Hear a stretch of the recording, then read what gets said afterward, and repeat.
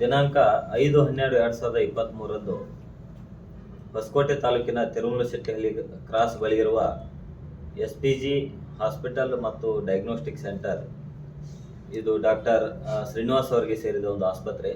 ಈ ಆಸ್ಪತ್ರೆಗೆ ಡಾಕ್ಟರ್ ಮಂಜುನಾಥ್ ಜಿಲ್ಲಾ ಕುಟುಂಬ ಕಲ್ಯಾಣ ಅಧಿಕಾರಿಗಳು ಹಾಗೂ ನೋಡಲ್ ಅಧಿಕಾರಿಗಳು PC and PNDT ಆಕ್ಟ್ ಇವರು ಒಂದು ತಮ್ಮ ತಂಡದೊಂದಿಗೆ ಈ ಒಂದು ಆಸ್ಪತ್ರೆಯನ್ನು ಸರ್ಪ್ರೈಸ್ ಆಗಿ ಒಂದು ಇನ್ಸ್ಪೆಕ್ಷನ್ ಮಾಡಿದಾಗ ಆ ಒಂದು ಆಸ್ಪತ್ರೆಯಲ್ಲಿ ಒಂದು ಪೋರ್ಟೇಬಲ್ ಅಲ್ಟ್ರಾ ಸ್ಕ್ಯಾನರ್ ಒಂದು ಡಿವೈಸನ್ನು ಪತ್ತೆ ಮಾಡ್ತಾರೆ. ಆ ಡಿವೈಸನ್ನು ಆ ಆಸ್ಪತ್ರೆಯಲ್ಲಿ ಇಟ್ಟುಕೊಳ್ಳಿಕ್ಕೆ ಯಾವುದೇ ರೀತಿಯ ಅನುಮತಿ ಇರೋದಿಲ್ಲ. ಇದನ್ನು ಆ ಸಮಯದಲ್ಲಿ ಡಾಕ್ಟ್ರಿಗೆ ಕೇಳಿದಾಗಿ ಅವರು ಇದು ಒಂದು ಹಳೆಯದಾದ ಮಷಿನ್ನು, ಇದನ್ನು ನಾವು ಹಾಗೆ ಇಲ್ಲೇ ಇಟ್ಟಿದ್ದೀವಿ, ಇದನ್ನು ಯೂಸ್ ಮಾಡ್ತಾ ಇಲ್ಲ ಅಂತೇಳಿ ತಿಳಿಸ್ತಾರೆ. ಆದರೂ ಸಹಿತ ಇದು ಯಾವುದೇ ಒಂದು ಅನುಮತಿ ಇಲ್ಲದೆ ಈ ಒಂದು ಮಷಿನನ್ನು ಆಸ್ಪತ್ರೆಯಲ್ಲಿ ಇಟ್ಕೊಂಡಿದ್ರಿಂದ ಇದನ್ನು ನೋಡಲ್ ಅಧಿಕಾರಿ ಏನಿದ್ದಾರೆ ಇವರು ಜಿಲ್ಲಾ ಆರೋಗ್ಯ ಅಧಿಕಾರಿ ಅವರ ಒಂದು ಗಮನಕ್ಕೆ ತಗೊಂಡ್ಬರ್ತಾರೆ. ಗಮನಕ್ಕೆ ತಗೊಂಡ್ಮೇಲೆ ಇದು ಜಿಲ್ಲಾಧಿಕಾರಿಗಳು ಮತ್ತು ಸಕ್ಷಮ ಪ್ರಾಧಿಕಾರ ಈ ಒಂದು ಆ್ಯಕ್ಟ್ ನಡಿಯಲ್ಲಿ ಮಾನ್ಯ ಜಿಲ್ಲಾಧಿಕಾರಿಗಳು ಒಂದು ಡೆಲಿಗೇಷನ್ ಲೆಟರ್ ಕೊಡ್ತಾರೆ. ಆ ಲೆಟರ್ದ ಆಧಾರದ ಮೇಲೆ ಇವರು DHO ಅವರ ಒಂದು ತಂಡವನ್ನು ಮಾಡ್ತಾರೆ. ಆ ತಂಡ ದಿನಾಂಕ 13/12/2023 ಈ ಒಂದು SPG ಆಸ್ಪತ್ರೆಗೆ ಈವ್ನಿಂಗ್ ಟೈಮ್ನಲ್ಲಿ ಒಂದು ಇನ್ಸ್ಪೆಕ್ಷನ್ಗೆ ಬರ್ತಾರೆ. ಮತ್ತು ಮುಖ್ಯವಾದ ಕಾರಣ ಏನಂತಂದರೆ ಅದು ಏನೋ ಅಲ್ಟ್ರಾ ಸ್ಕ್ಯಾನಿಂಗ್ ಮಷಿನ್ ಏನಿತ್ತು ಅದನ್ನು ಸೀಸ್ ಮಾಡಲಿಕ್ಕೆ ಅಂತೇಳಿ ಆ ಒಂದು ತಂಡ ಇನ್ಸ್ಪೆಕ್ಷನ್ಗೆ ಬರ್ತಾರೆ. ಆ ಒಂದು ಇನ್ಸ್ಪೆಕ್ಷನ್ ಮಾಡುವ ಸಮಯದಲ್ಲಿ ಮತ್ತು ಸೀಸ್ ಮಾಡುವ ಸಮಯದಲ್ಲಿ ಅಲ್ಲಿ ಕೆಲವು ಸಿಬ್ಬಂದಿಯವರು, ಆಸ್ಪತ್ರೆಯಲ್ಲಿರೋ ಕೆಲವು ಸಿಬ್ಬಂದಿಯವರು ಅನುಮಾನಾಸ್ಪದವಾಗಿ ಓಡಾಡ್ತಾ ಇರ್ತಾರೆ. ಅದನ್ನು ಗಮನಿಸಿದ ವೈದ್ಯಕೀಯ ಇಲಾಖೆ ಅಧಿಕಾರಿಗಳು ಇಲ್ಲಿ ಏನೋ ನಡೀತಾ ಇದೆ ಅಂತೇಳಿ ಒಂದು ಸಂಶಯಗೊಂಡು ಅಲ್ಲಿ ಆಪರೇಷನ್ ಥಿಯೇಟರ್ನಲ್ಲಿ ಅಕ್ಕಪಕ್ಕದಲ್ಲಿ ಎಲ್ಲ ಹುಡುಕಾಡಲಾಗಿ ಒಂದು ಡಸ್ಟ್ಬಿನ್ನಲ್ಲಿ ಒಂದು ಪಾಲಿಥೀನ್ ಕವರ್ನಲ್ಲಿ ಒಂದು ಹೆಣ್ಣು ಭ್ರೂಣವನ್ನು ಅಲ್ಲಿ ಇರಿಸಿದ್ದು ಒಂದು ಕಂಡು ಬರ್ತದೆ. ಅದನ್ನು ಕೂಡಲೇ ಅವರು ಪರಿಶೀಲನೆ ಮಾಡಲಾಗಿ ಅದೊಂದು ಹೆಣ್ಣು ಮಗುವಿನ ಒಂದು ಭ್ರೂಣ ಒಂದು ಅಂದಾಜು 18ರಿಂದ 20 ವಾರದ ಒಂದು ಭ್ರೂಣ ಇರುವುದು ಅವರಿಗೆ ಮೇಲ್ನೋಟಕ್ಕೆ ಕಂಡು ಬರ್ತದೆ. ಅದನ್ನು ಕೂಡಲೇ ಅವರ ಮೇಲಾಧಿಕಾರಿಗಳಿಗೆ ತಿಳಿಸಿ ಮತ್ತು ಕೂಡಲೇ ನಮ್ಮ ತಿರುಮಲಶೆಟ್ಟಿಹಳ್ಳಿ ಪೊಲೀಸ್ ಠಾಣೆಗೆ ಒಂದು ದೂರನ್ನು ದಾಖಲಿಸ್ತಾರೆ. ಆ ದೂರಿನ ಆಧಾರದ ಮೇಲೆ ನಮ್ಮ ತಿರುಮಲಶೆಟ್ಟಿ ಪೊಲೀಸ್ ಸ್ಟೇಷನ್ನಲ್ಲಿ ಒಂದು ಡಾಕ್ಟರ್ ಶ್ರೀನಿವಾಸ್ ಮತ್ತು ಇತರರ ಮೇಲೆ ಒಂದು ಪ್ರಕರಣವನ್ನು ನಾವು ದಾಖಲು ಮಾಡ್ಕೋತೀವಿ. ಆ ಒಂದು ಭೇಟಿ ಸಂದರ್ಭದಲ್ಲಿ ಡಾಕ್ಟರ್ ಮೊದಲೇ ಅವರು ಇರೋದಿಲ್ಲ, ಆದರೆ ಒಂದು 4 ಜನ ಆಸ್ಪತ್ರೆ ಸಿಬ್ಬಂದಿಗಳು ಅಲ್ಲಿರ್ತಾರೆ. ಅವರನ್ನು ಸಹಿತ ವಿಚಾರಣೆಗೆ ಅಂತೇಳಿ ಪೊಲೀಸ್ ಠಾಣೆಗೆ ಕರೆದುಕೊಂಡು ವಿಚಾರಣೆ ಮಾಡಲಾಗ್ತದೆ. ಅವರನ್ನು ಕೂಲಂಕುಷವಾಗಿ ವಿಚಾರಣೆ ಮಾಡಲಾಗಿ ಈ 4 ಜನರಲ್ಲಿ 2 ನರ್ಸ್ ಅಂತೇಳಿ ಕೆಲಸ ಮಾಡ್ತಾ ಇರ್ತಾರೆ, ಇನ್ನು 2 ಲ್ಯಾಬ್ ಅಸಿಸ್ಟೆಂಟ್ ಅಂತೇಳಿ ಇವರು ಕೆಲಸ ಮಾಡ್ಕೊಂಡಿರ್ತಾರೆ. ಇವರಿಗೇನು ಸಹಿತ ನಾವು ವಿಚಾರಣೆ ಮಾಡಲಾಗಿ ಅವರು ಸಹಿತ ಈ ಆಸ್ಪತ್ರೆಯಲ್ಲಿ ಕಳೆದ ಕೆಲವು ತಿಂಗಳಿನಿಂದ ಇದು ಭ್ರೂಣ ಹತ್ಯೆ ಒಂದು ಏನು ನಡೀತಾ ಇದೆ, ಅಬಾರ್ಷನ್ ಈ ಥರದ್ದು ನಡೀತಾ ಇರೋ ಬಗ್ಗೆ ತಮಗೆ ಗೊತ್ತಿದೆ. ಅದರ ಬಗ್ಗೆ ಸಣ್ಣ ಪುಟ್ಟ ಕೆಲಸದಲ್ಲಿ ನಮ್ಮನ್ನು ಸಹಿತ ತೊಡಗಿಸಿಕೊಂಡಿರ್ತಾರೆ ಅಂತೇಳಿ ಒಂದು ಮಾಹಿತಿಯನ್ನು ಕೊಡ್ತಾರೆ. ಅದರದ ಆಧಾರದ ಮೇಲೆಗೆ ಅವರನ್ನು ನಾವು ಅರೆಸ್ಟ್ ಮಾಡಿ ಅವರನ್ನ ನ್ಯಾಯಾಂಗ ಬಂಧನಕ್ಕೆ ಈಗಾಗಲೇ ಒಪ್ಪಿಸಿದ್ದೀವಿ. ಈ ಪ್ರಕರಣದ ಪ್ರಮುಖ ಆರೋಪಿ ಯಾರಿದ್ದಾರೆ ಡಾಕ್ಟರ್ ಶ್ರೀನಿವಾಸ್ ಅಂತೇಳಿ ಆತ ಆವಾಗಿನಿಂದ ಅಬ್ಸ್ಕಾಂಡಿಂಗ್ ಆಗಿದ್ರು. ಆತನ ಪತ್ತೆ ಮಾಡಲಿಕ್ಕೆ ನಮ್ಮ ಅನಗೊಂಡನಹಳ್ಳಿ ಠಾಣೆಯ ಇನ್ಸ್ಪೆಕ್ಟರ್ ಚೆನ್ನೇಶ್ ಅವರ ನೇತೃತ್ವದ ತಂಡವನ್ನು ನಾವು ನೇಮಿಸಿದ್ವಿ. ಆ ತಂಡ ಸತತವಾದ ಪರಿಶೀಲನೆಯಿಂದ ಮತ್ತು ಸಾಕಷ್ಟು ಆಯಾಮಗಳಿಂದ ತನಿಖೆ ಮಾಡಿ ಮುಖ್ಯ ಆರೋಪಿ ಡಾಕ್ಟರ್ ಶ್ರೀನಿವಾಸ್ ಮತ್ತು ಇನ್ನೊಬ್ಬರು ರಿಸೆಪ್ಷನಿಸ್ಟ್ ಭರತ್ ಕುಮಾರ್ ಅಂತೇಳಿ ಇವರಿಬ್ಬರನ್ನು ಸಹಿತ ದಿನಾಂಕ 16ನೇ ತಾರೀಕು ಮಾಲೂರು ಹತ್ರ ಅರೆಸ್ಟ್ ಮಾಡಿ ಅವರನ್ನು ಸಹಿತ ನಾವು ಈಗಾಗಲೇ ಮಾನ್ಯ ನ್ಯಾಯಾಲಯದ ಮುಂದೆ ಹಾಜರುಪಡಿಸಿ ಹೆಚ್ಚಿನ ತನಿಖೆಯಾಗಿ ನಾವು ಪೊಲೀಸ್ ಒಂದು ಕಸ್ಟಡಿಗೆ ಈಗಾಗಲೇ ಅವರನ್ನು ತೆಗೆದುಕೊಂಡಿದ್ದೀವಿ. 12 ದಿನಗಳ ಕಾಲ ಈಗ ನಮ್ಮ ಪೊಲೀಸ್ ಕಸ್ಟಡಿಯಲ್ಲಿದ್ದಾರೆ. ಈ ಒಂದು ಪ್ರಕರಣದಲ್ಲಿ ಯಾವ ರೀತಿ ಇವರು ಭ್ರೂಣ ಹತ್ಯೆ ಮಾಡ್ತಾ ಇದ್ರು, ಮುಖ್ಯವಾಗಿ ಎಲ್ಲೆಲ್ಲಿಂದ ಇವರಿಗೆ ಕಸ್ಟಮರ್ಸ್ ಬರ್ತಿದ್ರು ಮತ್ತು ಇದರ ಹಿನ್ನೆಲೆ ಮತ್ತೆ ಇನ್ಯಾರಾದ್ರೂ ಇದ್ದಾರೆ ಅನ್ನೋ ಬಗ್ಗೆ ಹೆಚ್ಚಿನ ರೀತಿ ಪ್ರಕಾರ ಒಂದು 8ರಿಂದ 10 ಕಳೆದ 1 ವರ್ಷ 2 ವರ್ಷದಿಂದ ಒಂದು 8ರಿಂದ 10 ಈ ಥರ ಅಬಾರ್ಷನ್ ಅನ್ನ ತಾವು ನೋಡಿದ್ದಾಗಿ ಹೇಳಿದ್ದಾರೆ.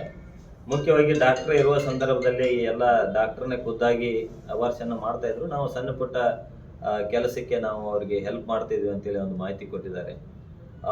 ಈಗಾಗಲೇ ಹೆಲ್ತ್ ಡಿಪಾರ್ಟ್ಮೆಂಟ್ನ ಅಧಿಕಾರಿಗಳು ಆಸ್ಪತ್ರೆಯನ್ನು ಸಹಿತ ಸೀಸ್ ಮಾಡಿದ್ದಾರೆ. ಪ್ರೊಸೀಜರ್ ಪ್ರಕಾರ ಅದನ್ನು ಮಾನ್ಯ ನ್ಯಾಯಾಲಯದ ಒಂದು ಆದೇಶವನ್ನು ಪಡೆದುಕೊಂಡು ಅದನ್ನು ಸೀಲ್ ಓಪನ್ ಮಾಡಿ ಒಳಗಡೆ ಏನು ಮಟೀರಿಯಲ್ ಇದೆ ಮತ್ತು ಸಾಕಷ್ಟು ನಮಗೆ ಎವಿಡೆನ್ಸ್ ಒಳಗಡೆ ಸಿಗುವ ಸಾಧ್ಯತೆ ಇದೆ. ಮುಖ್ಯವಾಗಿ ಯಾರೆಲ್ಲ ಆಸ್ಪತ್ರೆಗೆ ವಿಸಿಟ್ ಮಾಡಿದ್ರು, ಯಾವ ಕಾರಣಕ್ಕೆ ವಿಸಿಟ್ ಮಾಡಿದ್ರು, ಯಾವ ಥರ ಟ್ರೀಟ್ಮೆಂಟನ್ನು ತೆಗೆದುಕೊಂಡಿದ್ದಾರೆ ಮುಂತಾದ ಮಾಹಿತಿಯನ್ನು ಸಹಿತ ನಾವು ಇನ್ನೂ ಕಲೆ ಹಾಕ್ತಾ ಇದ್ವಿ. ಇನ್ನೂ ತನಿಖೆ ಜೋರದಿಂದ ನಡೀತಾ ಇದೆ. ಪ್ರಮುಖವಾಗಿ ಈ ಪ್ರಕರಣ ಹಿಂದೆಯೂ ಸಹಿತ ಬೆಂಗಳೂರು ಸಿಟಿ ಮತ್ತು ಇತರೆ ಜಿಲ್ಲೆಗಳಲ್ಲಿ ಸಹಿತ ಆಗಿದ್ದರಿಂದ ಈ ಪ್ರಕರಣವನ್ನು ನಾವು ಸಹಿತ ಗಂಭೀರವಾಗಿ ಪರಿಗಣಿಸಿ ಇದರಲ್ಲಿ ಇರುವ ಎಲ್ಲ ಆರೋಪಿತರನ್ನು ಈಗಾಗಲೇ ಬಂಧಿಸಿದ್ದೀವಿ. ಮತ್ತು ಇನ್ನು ಯಾರಾದರೂ ಇದರ ಹಿನ್ನೆಲೆಯಾಗಿ ಯಾರಾದರೂ ನಿಂತಿದ್ರೆ, ಯಾವುದೇ ಪ್ರಭಾವಿಗಳಿರ್ಬೋದು, ಯಾರೋ ಇರ್ಬೋದು, ಅವರನ್ನು ಸಹಿತ ನಾವು ತನಿಖೆಯಲ್ಲಿ ಕಂಪ್ಲೀಟ್ ಆಗಿ ಅವ್ರನ್ನ ಎನ್ಕ್ವೈರಿ ಮಾಡಿ ಅವ್ರ ಮೇಲೆ ಸೂಕ್ತ ಶಿಸ್ತಿನ ಕ್ರಮ ತೆಗೆದುಕೊಳ್ಳಿ. ನಮ್ಮ ಮಾಹಿತಿ ಪ್ರಕಾರ ಈತ ಬಹಳಷ್ಟು ಟಾರ್ಗೆಟ್ ಅಂತಂದ್ರೆ ಟೀನೇಜರ್ಸು, ಏನೋ ಒಂದು ಸಣ್ಣ ವಯಸ್ಸಿನಲ್ಲಿ ತಪ್ಪು ಮಾಡಿ ಪ್ರೆಗ್ನೆಂಟ್ ಆಗಿರ್ತಾರೆ ಅಂಥವ್ರು ಯಾರಾದರೂ ಆಸ್ಪತ್ರೆಗೆ ಬಂದರೆ ಅವ್ರಿಗೆ ಸಹಿತ ಆತ ಅಬಾರ್ಷನ್ ಮಾಡಿಸಲಿಕ್ಕೆ ಹೆಲ್ಪ್ ಮಾಡ್ತಾ ಇದ್ದ. ಅದರ ಜೊತೆಗೆ ಈ ಥರ ಹೆಣ್ಣು ಮಕ್ಕಳು ಇದ್ದಾವೆ ಭಾಳಷ್ಟು. ಈಗಾಗಲೇ ನಮ್ಮ ಮನೆಯಲ್ಲಿ ಹೆಣ್ಣು ಮಕ್ಕಳು ಜಾಸ್ತಿ ಇದ್ದಾವೆ. ಇನ್ನೊಂದು ಹೆಣ್ಣು ಮಗು ನಮಗೆ ಬೇಡ ಅಂತೇಳಿ ಯಾರಾದರೂ ಅವ್ರಿಗೆ ಅಪ್ರೋಚ್ ಆದರೆ ಅದನ್ನು ಸಹಿತ ಈತ ಮಾಡಲಿಕ್ಕೆ ಒಪ್ಕೋತಾ ಇದ್ದಾನೆ. ಇದು ಹಣ ಬೇರೆ ಬೇರೆ ಡಿಪೆಂಡ್ಸ್. ಕೆಲವೊಬ್ಬರಿಗೆ 50,000 ರೂಪಾಯಿ ಅವರಿಗೆ ಚಾರ್ಜ್ ಮಾಡಿದರೆ, ಕೆಲವರಿಗೆ 5,000 ರೂಪಾಯಿ, 10,000 ರೂಪಾಯಿ ಆ ಒಂದು ದರದಲ್ಲಿ ಸಹಿತ ಈತ ಇದಕ್ಕೆ ಒಂದು ಕೃತ್ಯಕ್ಕೆ ಒಪ್ಕೊಂಡು. ಈಗಾಗಲೇ ಅದೇನೋ ಒಂದು ಭ್ರೂಣ ಸಿಕ್ಕಿತ್ತು, ಅದು ಯಾರ್ದು ಅಂತೇಳಿ ನಮ್ದಾದ ಒಂದು ಕೆಲವೊಂದು ಮಾಹಿತಿ ಆಧರಿಸಿ ನಾವು ಈಗಾಗಲೇ ಅವ್ರನ್ನ ಪತ್ತೆ ಮಾಡಿದ್ದೀವಿ. ಬಟ್ ಇನ್ನೂ ಅವ್ರನ್ನ ವೈದ್ಯಕೀಯ ಒಂದು ಪರೀಕ್ಷೆಗೆ ಒಳಪಡಿಸಬೇಕಾಗಿದೆ ಮತ್ತು ಒಂದು ಅವ್ರದ್ದೇನೋ ಅಲ್ಲ ಅಂತೇಳಿ ಅದನ್ನು ಸಹಿತ ನಾವು ಕನ್ಫರ್ಮ್ ಮಾಡುವುದು. ತಾಲೂಕು ಆ ಒಂದು ವೈಟ್ ಫೀಲ್ಡು ಆ ಒಂದು ಭಾಗದ ಜನರನ್ನ ಇವರು ಟಾರ್ಗೆಟ್ ಮಾಡ್ತಿದ್ರು. ನಮ್ಮ ಮಾಹಿತಿ ಪ್ರಕಾರ ಕೆಲವೊಂದು ನರ್ಸ್ಗಳಿಗೆ ಒಬ್ರು ಆರೋಪಿ ಇದ್ದಾರೆ. ಅವರ ಮುಖಾಂತರ ಈ ಡಾಕ್ಟರ್ಗೆ ಪರಿಚಯ ಆಗ್ತಾ ಇದ್ರು. ಹಳ್ಳಿಯ ಜನ ಅವರನ್ನು ಅಪ್ರೋಚ್ ಮಾಡಿ ನಂತರ ಡಾಕ್ಟರ್ನ ಕನ್ವಿನ್ಸ್ ಮಾಡಿ ಈ ಒಂದು ಅಬಾರ್ಷನ್ ಮಾಡಿಸ್ಕೊಳ್ಳಿಕ್ಕೆ ಅವರು ಹೆಲ್ಪ್ ಮಾಡ್ತಾ ಇದ್ರು ಅಂತೇಳಿ ಒಂದು ಮಾಹಿತಿ ಇದೆ. ಅದನ್ನು ಸಹಿತ ನಾವು ಪರಿಶೀಲನೆ ಮಾಡ್ತೀವಿ. ಹೇಳಿದ ಪ್ರಕಾರ ತಿಂಗಳಿಗೆ 1 ಅಥವಾ 2 ಅಂತೇಳಿ ಹೇಳಿದ್ದಾರೆ ಲಾಸ್ಟ್ 2-3 ವರ್ಷಗಳಿಂದ ಅಂತೇಳಿ. ಸೊ ಇನ್ನು ನಾವು ಕನ್ಫರ್ಮ್ ಮಾಡ್ಕೋಬೇಕಾಗಿದೆ ನಿಜವಾಗ್ಲೂ ಯಾರೆಲ್ಲ ಆಗಿದೆ ಮತ್ತು ಎಲ್ಲೆಲ್ಲಿಂದ ಬಂದಿದ್ರು, ರಿಜಿಸ್ಟರ್ಗಳು ಇದ್ದಾವೆ ಸಾಕಷ್ಟು, ಅದನ್ನು ಪರಿಶೀಲನೆ ಮಾಡಬೇಕಾಗಿದೆ.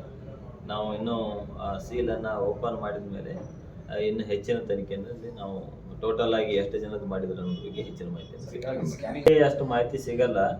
ಮುಖ್ಯವಾಗಿ ನಾವು CCTV ಸಹಿತ ಅದನ್ನು ಪರಿಶೀಲನೆ ಮಾಡ್ತಾ ಇದ್ದೀವಿ ಮತ್ತು ರಿಜಿಸ್ಟರ್ಸ್ ಮತ್ತು ಅವ್ರದ್ದು ಕರೆಗಳನ್ನು ಆಧರಿಸಿ ಸಹಿತ ಈತ ಅಲ್ಲಿ ಆಸ್ಪತ್ರೆಯನ್ನು ಕ್ಲೋಸ್ ಮಾಡಿ ಇಲ್ಲಿ TS ಹಳ್ಳಿ ಕ್ರಾಸ್ ಬಳಿ ಇರುವ ಈ SPG ಆಸ್ಪತ್ರೆಯನ್ನು ಮಾಡಿದ್ದ.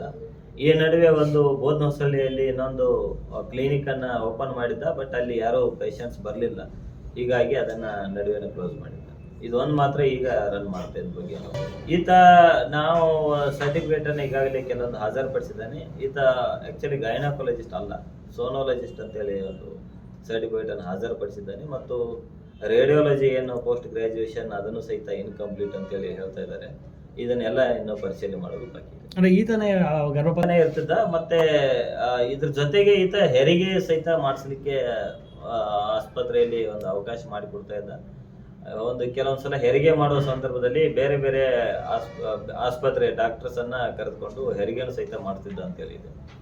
ಅಬಾರ್ಷನ್ ಮಾಡುವಲ್ಲಿ ಈತನೇ ಮುಖ್ಯವಾಗಿ ಮಾಡ್ತಾ ಇದ್ದ. ಈತನ ಅನುಪಸ್ಥಿತಿಯಲ್ಲಿ ಯಾವುದೇ ಅಬಾರ್ಷನ್ ಆಗ್ತಾ ಇರಲಿಲ್ಲ, ಈತ ಇದ್ದಾಗಲೇ ಆಗ್ತಾ ಇತ್ತು ಅಂತೇಳಿ ಮಾಹಿತಿ. ಮಾರ್ನಿಂಗ್ ಟೈಮ್ ನಲ್ಲೇನೆ ಈತ ಮಾಡ್ತಾ ಇರೋ ಬಗ್ಗೆ ಒಂದು ತನಿಖೆಯಲ್ಲಿ ರಿಜಿಸ್ಟರ್ಸ್ ಅನ್ನ ನಮ್ಮ ಕಸ್ಟಡಿಗೆ ತಗೊಂಡು ಹೆಚ್ಚಿನ ತನಿಖೆ ಮಾಡೋದು ಬಾಕಿ ಇದೆ. ಆರೋಗ್ಯ ಇಲಾಖೆ ಅಧಿಕಾರಿಗಳು ಸಹಿತ ನಮ್ಮ ಜೊತೆ ಕೈ ಜೋಡಿಸಿದ್ದಾರೆ, ಸಾಕಷ್ಟು ಅವರು ಹೆಲ್ಪ್ ಮಾಡ್ತಾ ಇದ್ದಾರೆ.